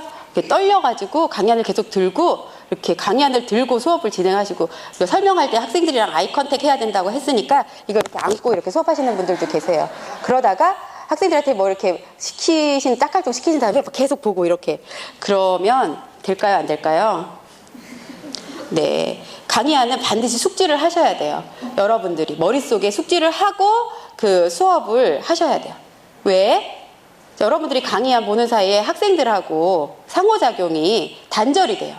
그러니까 반드시 머릿속에 숙지를 하고 오셔야 돼요. 보시려면 몰래 보셔야 돼요. 학습자가 알아채지 못하게, 그리고 저도 알아채지 못하게 제가 뒤에 앉아서 보고 있을 거거든요. 그러니까 보시려면 그 학습자들이 모르게 보시는 거는 뭐 괜찮겠지만 가능하면 강의안을 머릿속에 숙지를 하고 오셔야 합니다. 그럼 11번 읽어볼게요. 시작. 네, 수업 실습 당일에 결석하시는 경우에는 기회가 없습니다. 저희는 수업 실습의 일정을 이따가 나눠 드릴 텐데요. 그 시간 말고는 없어요. 더 이상. 왜냐하면 수업 실습 하시는 여러분과 저와의 약속이면 제가 따로 약속을 잡을 수도 있겠지만 학습자가 필요해요. 학습자들, 외국인 학습자들 섭외하는 게 얼마나 어려운지 몰라요. 그래서 그 학습자들도 일정이 있잖아요. 그래서 다시 또 와달라는 얘기를 할 수가 없어요. 어렵게 섭외를 했기 때문에. 그래서 해당 일에 못 오시면 수업 실습을 못 하시게 됩니다. 네. 그 다음 12번 기타 읽어볼까요? 시작.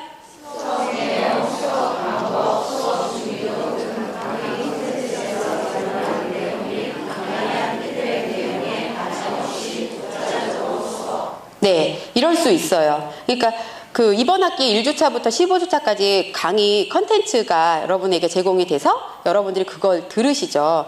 대부분이 이제 강의안 작성하고 또 수업을 어떻게 하는지와 관련된 내용인데 그걸 보시면 어떻게 저렇게 수업을 할까라는 생각이 들 때가 있어요.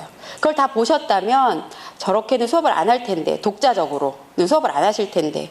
그래서 여러분들에게 도움이 되는 그런 내용으로 강의 컨텐츠가 이제 구성이 되어 있으니까 일단 컨텐츠를 열심히 보시고, 보실 때 한 가지 유의할 점은 이 컨텐츠와 내가 별개가 아니라 컨텐츠와 내가 하나가 되어야 돼요. 다시 말해서 내가 그 컨텐츠를 수업에서 활용한다면 어떻게 할 수 있을까? 항상 머릿속에는 교실을 상상하면서 컨텐츠를 보셔야 돼요. 이 수업 컨텐츠를 상상하시면서 도입 단계는 이런 내용으로 이렇게 가르쳐야 한다라는 컨텐츠 내용이 나오면 나는 수업에서 이렇게 한번 해봐야겠다라는 상상을 하시면서 그 컨텐츠를 들으시면 실제 적용하실 때 훨씬 도움이 되실 거예요. 그러니까 그 컨텐츠 내용 그리고 강의안에 대한 피드백 그 내용을 충분히 반영하셔서 이제 수업을 해주시면 좋을 것 같습니다. 여기까지가 이제 이렇게 하면 안 돼요를 통해서 우리가 알게 된 내용이고요. 수업 실습 준비하실 때 이제 주옥 같은 내용이죠, 여러분. 네. 그다음에 이렇게 하면 합격이에요. 네. 반대겠죠? 사례 1과 반대로 하시면 합격이에요. 네. 1번 읽어봅시다. 시작. 자, 양식에 맞게라고 했는데 여기 양식이 이렇게 있습니다. 강의안 양식 앞에 제목 있고 선수학습 바로 전에 배운 문형을 쓰십시오. 이거는 여러분들이 책을 확인하면 알 수 있어요. 그죠? 교재. 그리고 문형, 문법, 목표 문형을 쓰세요. 그런데 이건 지우고 쓰세요. 바로 전에 배운 문형 쓰세요. 옆에다 쓰시는 분도 계세요. 이건 지우고 쓰세요. 네. 그리고 학습 목표 문형을 통해 알게 되는 거, 목표 문형이 들어간 과제 수행을 통해 할 수 있는 것들을 쓰십시오. 지우고 여러분이 목표 문형과 관련된 내용을 쓰시면 돼요. 학습 목표. 그리고 이제 1교시 있고 매 단계마다 그러니까 도입, 제시, 설명, 연습, 1, 2, 활동, 마무리 이 단계마다 이렇게 시간이 옆에 있고요. 어떤 내용을 써야 하는지 이 양식에 다 나와 있어요. 그런데 매 단계마다 교실에서 교사와 학생, 교사는 보통 T로 표시하고 학생은 S로 표시하는데요. 이 교사와 학생이 실제로 이루어지는 대화 형식, 그러니까 시나리오 형식으로 작성을 하셔야 해요. 무슨 말인지 알겠어요? 예를 들면 도입에서는 학생들의 흥미를 유도한다. 이렇게 쓰면 안 된다는 거예요.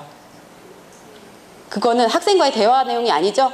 내가 알고 있으면 되는, 교사가 아는 내용이고 학생의 흥미를 유도하기 위해서 나는 어떤 대화로 시작을 할까?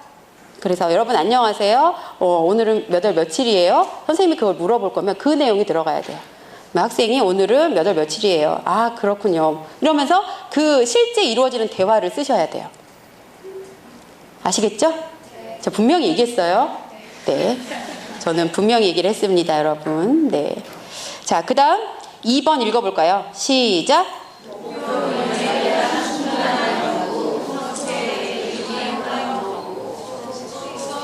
네, 아까 말씀드렸던 것처럼 목표 문형이 배분이 되면 충분히 형태, 의미, 활용 정보에 대해서 연구를 하신 다음에 강의안을 작성하시고 그리고 수업을 진행하셔야 돼요. 여기에 샘플 강의안도 여러분들께 제시를 할 거예요. 아까 강의안 양식 드렸었는데 그 강의안 양식에 이렇게 단원 제목, 선수학습, 문형, 문법, 이게 목표 문형이 되겠죠. 그리고 학습 목표, 으러가다, 오다, 다니다를 통해 목적을 묻고 말할 수 있다. 이렇게. 그리고 매 단계마다 시나리오 형식으로 작성하세요. 그랬더니 도입 10분. 안녕하세요. 안녕하세요. 주말 잘 보냈어요? 네. 이런 식으로 쓰라는 거예요. 아시겠죠? 이것도 제시할 거예요. 샘플 강의안. 그런데 학습자의 흥미를 유도한다. 이렇게 쓰시면 안 된다는 거예요. 아시겠죠? 네. 그리고 이제 제시 단계에서는 이렇게 형태의 제시를 어떻게 할 건지. 그리고 예문은 보통 이 도입 단계에서 했던 노출된 이야기를 보통 정리해서 이렇게 쓰시면 돼요. 으러가다가 있는 예문으로. 그리고 위에 제시한 형태에 대한 설명이 5분 정도 들어가요. 의미 설명. 여기 장소를 가리키며 이제 선생님이 여기 장소를 가리키며 예를 들면 학교를 가리켰다. 학교라는 장소 카드 이런 걸 보여주시면서 여기에 가요. 학교에 가요. 그런데 여기에 왜 가요? 학생들한테 이제 물어보는 거죠. 그리고 여기에서 뭐 해요? 여러분 학교에 왜 가요? 여러분들은 똑똑하니까 공부하러 가요 말하지만 아직 이 학생들은 하러 가요 몰라요. 그러니까 여기에서 뭐 해요? 공부해요. 학교에서 공부해요. 그러면 이거 한 문장으로 말하고 싶어요. 그러면 학교에 공부하러 가요. 이렇게 말해요. 이런 식으로 설명할 수 있는 거예요. 이게 바로 학생들에게 바로 으러가다는 목적을 나타내는 말이에요. 이렇게 가르치는 게 아니라는 거예요. 그쵸? 여기 목적이란 말이 안 들어갔죠? 네. 그래서 학생들과의 그 상호작용을 통해서 학습자가 그 문형의 의미를 유추할 수 있도록 유도를 하셔야 돼요. 자, 그리고 이제 형태 규칙을 이제 설명을 하셔야겠죠? 그래서 으러가다도 역시 의가 있기 때문에 뭐 이렇게 동사의 어간의 받침 유무에 따라서 달라지는 것, 또 의가 있는 경우에는 불규칙과 관련된 내용 이것도 설명을 하셔야 학습자들이 정확한 형태로 발화를 할 수가 있어요. 그리고 뭐 화용 제약 같은 경우는 예쁘러 가요, 재미없으러 가요 이런 건 틀려요. 다시 말해서 형용사를 사용하면 안 된다라는 내용 이런 것들도 이렇게 쓸 수 있죠. 그 다음에 이제 연습 1단계에서는 뭐 여러 가지 연습의 형태가 있어요. 개별 연습. 그래서 선생님과 학생 간에 이렇게 개별 연습도 있을 수 있고 학습자 간의 짝활동도 있을 수 있고 선생님과 전체 이런 연습도 있을 수 있어요. 상호작용 형태는. 여기서 연습 1에서는 뭐 보통 가장 많이 하는 게 형태 연습이에요. 그래서 으러가다와 관련된 형태 연습. 그래서 동사 카드를 준비하셔서 먹다 제시하고 어떻게 먹으러 가요. 그 다음에 가다는 안 되겠군요. 가러 가요 안 되니까. 네, 자러 가요. 이런 식의 어떤 그 형태 연습을 빨리빨리 진행을 하시면 될 것 같아요. 그리고 연습 2 같은 경우는 유의미 연습. 그래서 이제는 그 의미를 염두에 두고 실제 유의미한 대화를 하는 거죠. 여러분 은행에 왜 가요? 돈을 찾아요. 네, 돈을 찾으러 가요. 이런 대화를 나눌 수 있는 거죠. 그래서 이런 것을 연습 활동으로 만들 수 있어요. 그러니까 대화 연습 같은 거죠. 대화 연습이나 문장 연습을 연습 2로 구성하실 수 있습니다. 그리고 이제 활동은 이제 실제적인 그 내용을 가지고 학습자들이 거의 80% 이상 참여하여서 그 오늘 배운 목표 문형 그리고 이전에 배운 문형들을 모두 활용하여서 이제 말하기, 듣기, 읽기, 쓰기를 할 수 있도록 구성을 하시면 돼요. 그리고 마무리를 하면 됩니다. 이것도 이제 강의한 샘플로 올려드릴게요. 자, 3번 읽어볼게요. 시작.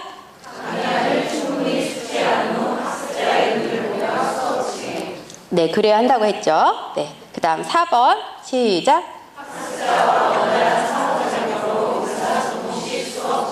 그렇죠. 상호작용을 원활히 하셔야 해요. 네. 그 다음 5번 시작. 네. 도입, 제시, 연습, 활용 모두 적절한 수업 자료를 활용하셔야 하는데요. 아까 얘기한 PPT 같은 경우 너무 많이 사용하는 건 적절한 사용이 아니라는 거예요. 그래서 뭐 시각 자료, 시청각 자료 이런 거 많이 사용하시면 학습자의 흥미를 유도하기에 도입 같은 데서는 좋아요.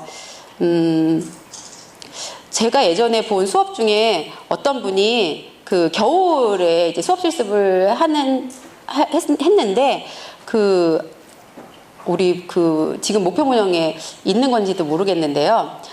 그 아어 보세요가 있었어요. 아어 보세요가 목표 문형이었어요. 아어 보세요. 근데 그분이 이제 그 검은 봉지 안에 귤을 많이 가져오셨어요. 그래서 여러분 이게 뭐예요? 이렇게 처음에 보여주시더라고요. 그 학생들이 검은 봉지도 일단은 눈이 가잖아요. 저건 뭐지? 하면서 이제 보잖아요. 도구가 있으면 학생들이 일단 선생님에게 집중을 해요. 그리고 선생님이 거기 안에서 뭘 꺼낼까 또 굉장히 관심 있게 봐요. 일단 그럼 성공하신 거예요. 그 도구 활용에 있어서. 선생님에게 집중을 하게 하고 관심을 보이니까요. 그리고 학생들이 보고 이게 뭐예요? 했을 때 이름을 말할 수 있는 아이도 있고 말을 못하는 아이도 있어요. 뭐 귤이에요. 한 명이 그러면 따라 하겠죠. 아, 귤 하면서. 그래서 선생님이 그리고 선생님이 던질 거예요 하면서 던지시더라고요. 던지더라고요. 그러니까 아이들 정말 집중해서 그걸 받으려고 4명한테 그러시더라고요. 그런 다음에 하시는 말씀이 맛있어요? 맛없어요? 물어보더라고요. 그러면 학생이 맛있다 맛없다는 알거든요. 몰라요 이러는 거예요. 먹어본 적이 없는 거죠 학생들이. 그럼 먹어보세요 이렇게 말한 거예요. 여기서 뭐 아어요 보세요를 지금 시도의 의미로 가르치려고 하는 장면에서 도입을 그렇게 하시더라고요. 어때요? 재밌어요?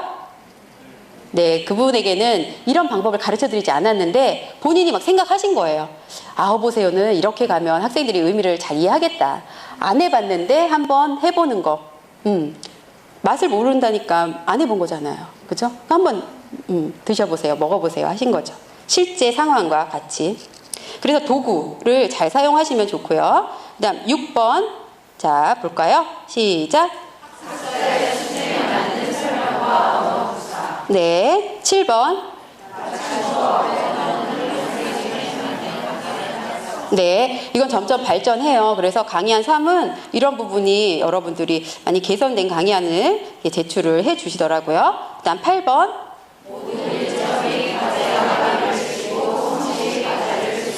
네, 그렇습니다. 그래서 과제 마감일이 지나고 나면 이렇게 통계가 나와요.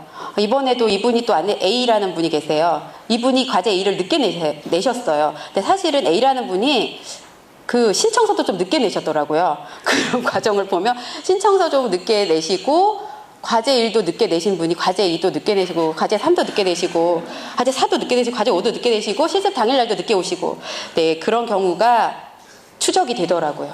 네, 그러니까 그런데 반대로 성실히 하신 분들도 그분들도 또 추적이 되거든요. 근데 그런 부분들을 잘 지키시면 여러분들이 모두 이 과정을 이수를 하실 수 있을 거예요. 네. 자, 그래서 수업 실습 사례를 잘 봤습니다. 이제 마지막으로 본 교과목 수강하실 때 유의사항을 한번 살펴볼게요. 자, 먼저 1번. 자, 읽어볼까요? 시작. 온라인 강의를 수강해야. 네, 과제만 하시면 안 돼요. 네, 온라인 강의를 수강하셔야 합니다. 네, 2번 시작. 네, 맞습니다. 그래서 강의안 1, 강의안 2, 강의안 3은 모두 같은 목표 문형으로 여러분들이 만드시는 거예요. F학점 부여가 있네요. 주어진 목표 문형 이외의 문형으로 과제를 수행한다. 불성실한 과제 수행, 과정 및 결과물 등에서 이제 불성실하게 나타났다. 어떤 분은 과제 1부터 4는 굉장히 성실하게 하시다가 과제 5를 안 내신 분 계셨어요. 과제 50%잖아요. 50%. 강의안 3을 안 내신 분들은 F 학점을 받으실 수밖에 없었습니다. 졸업을 못 하시더라고요. 그러니까 무섭네요. 네. 그 다음 3번 읽어볼까요? 시작. 네, 그 이유는 이제 외국인 학생 동원, 외부 심사위원 심사비, 기타 경비 등으로 이 실습비가 사용이 됩니다. 그래서 여러분들께 실습비를 받고 있습니다. 자, 그 다음 4번 읽어볼까요? 시작. 네, 그래서 그 제출 마감일 어길 경우에 강의한 피드백이 불가하다. 네, 그 다음 5번 시작.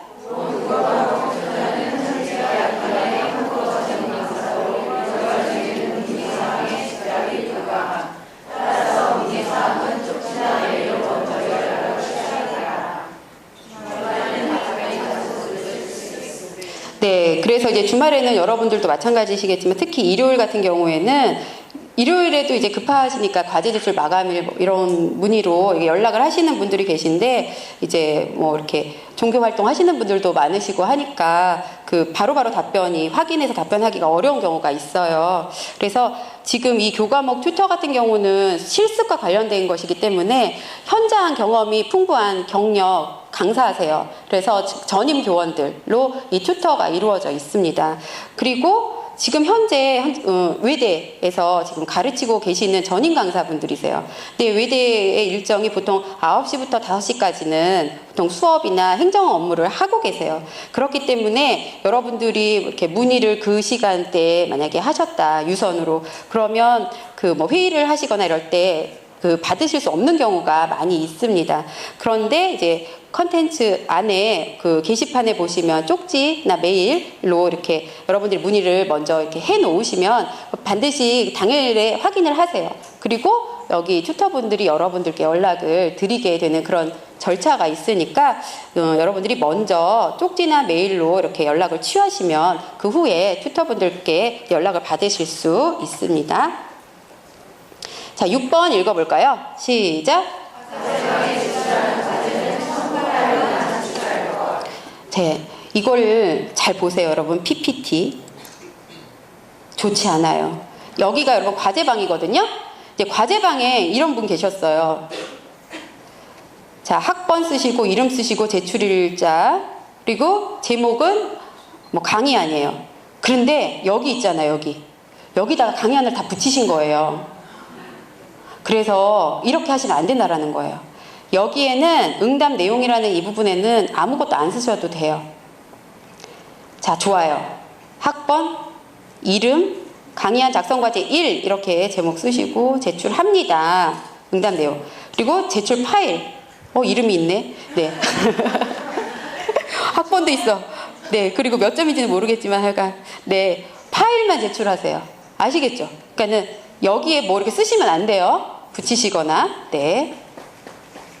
자, 다음. 네. 자, 7번 같이 읽어보겠습니다. 시작.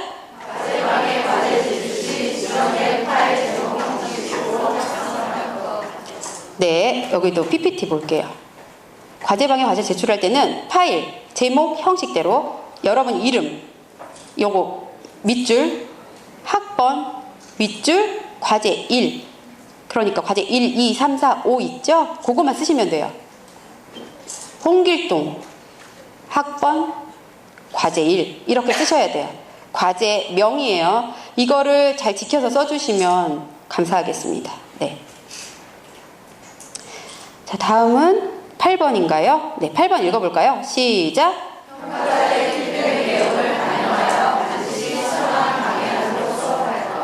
자, 저희가 강의한 일에 대해서 피드백 1을 드린다고 했죠? 그리고 그걸 바탕으로 수정한 강의한 2, 그것에 대한 피드백 2, 그것에 대한 수정한 강의한 3 이런 프로세스 절차인데요. 이 부분을 좀 보여드릴게요. 어떻게 이루어지는지. 자, 이게 강의한 1이에요. 제시 5분. 선생님 제시 단계에서 자, 이번 시간에는 의료고가 들어간 문장을 배우려고 해요. 칠판에 적힌 동사를 의료고가 들어가게 바꿔볼까요? 이 선생님이 이렇게 쓰신 거예요. 교사는 칠판에 아래와 같이 판서를 한 후에 학생들과 함께 바꾸는 연습을 한다. 그래서 이렇게 의료고 먼저 판서, 보다 보려고, 먹다 먹으려고, 가다 가려고, 사다 사려고 이렇게 쓰셨어요. 1차 피드백이 어떻게 나가냐면 이 부분에 대해서 똑같아요. 제시 5분, 여기 이 부분 똑같은데 이 부분 아래 빨간색으로 써주십니다. 목표 문형과 결합하는 품사도 함께 제시하기 바랍니다. 불규칙 형태도 제시하기 바랍니다. 이렇게 피드백을 했어요. 이 말을 여러분 이해하세요? 뭘 바꿔야 하는지? 의료고 앞에 뭐가 오는지를 밝혀야 한다라는 거예요. 동사가 오는지 형용사가 오는지, 의료고 앞에 뭐가 오는지 표시를 해야 된다라는 첫 번째 문장은. 두 번째는 먹다, 보다, 가다, 사다 뿐만 아니라 아까 의가 있는 거는 불규칙도 있다고 그랬죠. 형태 제시에 그게 빠져 있으니까 불규칙 형태도 제시하기 바랍니다라고 피드백을 한 거예요. 이해하시겠어요? 피드백을 이해를 못하시면 수정을 못하시니까. 그죠? 네. 그래서 이렇게 피드백을 드렸어요. 1차 피드백. 자, 이제 변화가 있겠죠? 당연히. 강의한 2. 자, V 쓰셨어요. 그죠? V 의려고. 보다, 가다, 사다, 먹다, 입다, 잡다, 살다 까지 쓰셨어요. 그리고 받침이 없을 때 려고, 받침이 있을 때 의려고, 예외. 이 부분은 이제 불규칙을 반영하신 거예요. 예외. 받침이 리을로 끝날 때는 부이려고, 그러니까 살다는 그냥 살려고로 쓴다라는 말씀이신 거죠. 자, 불규칙 형태를 근데 그 아래에 계속 쓰셨어요. 되다, 되려고, 되려고, 될라고, 될라고, 지다, 질려고, 질려고, 질라고, 이것도 질라고네. 추워질라고 한다, 뭐 이렇게. 이건 저희가 쓴 게 아니에요. 정말 이렇게 하셨어요. 저희 피드백은 이렇게 하라는 거였어요. 저희 피드백 정말 잘못 없거든요. 불규칙 형태도 제시하시기 바랍니다. 그런데 이 부분이 불규칙 형태라고 하시고 으려고, 울려고, 을라고, 올라고 써주셨습니다.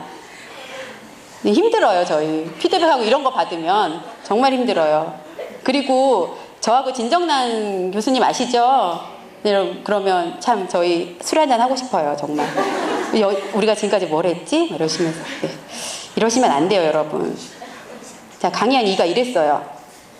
그래서 또 2차 피드백을 드렸습니다. 너무 좋아하시네요. 을려고, 울려고, 을라고, 울라고는 사투리 또는 비표준어입니다. 불규칙은 살다, 살려고, 듣다, 들으려고입니다. 굉장히 친절하죠? 많이 참았어요, 저희가. 네. 근데 이분이 정말 여러분에게 많은 걸 남기고 가셨어요. 네. 자, 강의한 3. 드디어 부이려고. 그래서 이렇게 정리가 됐어요. 받침이 없을 때, 받침이 있을 때, 불규칙 이렇게 수정을 잘 해주셨어요. 드디어. 그리고 수업을 하셨어요. 네, 하셨어요. 잘은 모르겠고요. 하셨어요. 네. 이런 과정입니다. 아시겠어요? 네. 자, 그 다음 9번 읽어볼까요? 시작. 네, 그래서 아까 보여드렸던 샘플 강의안이나 또는 참관록, 참관일지 이것도 다 양식을 올려드릴 거예요. 그러니까 관련하여서 과제를 수행하실 때는 양식에 맞게 과제를 작성하시기 바랍니다. 네, 여기까지가 아마 수강 유의사항이었고요. 기타 유의사항입니다. 기타 유의사항은 1번 읽어볼까요? 시작.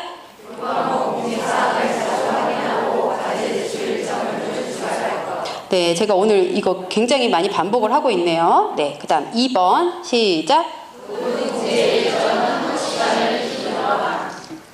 그쵸. 모든 공지 일정은 한국 시간을 기준으로 하고 있기 때문에 마감일을 여러분들이 항상 염두에 두시고 한국 시간 기준으로 계산을 하시기 바랍니다. 3번 시작.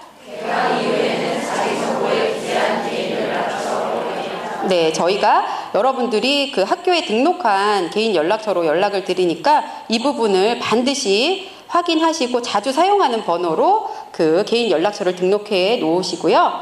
또 해외에 거주 중인 경우에는 070 번호가 있을 때 휴대폰 번호에 070 번호를 입력하시면 저희가 보내드리는 문자를 확인할 수 있습니다.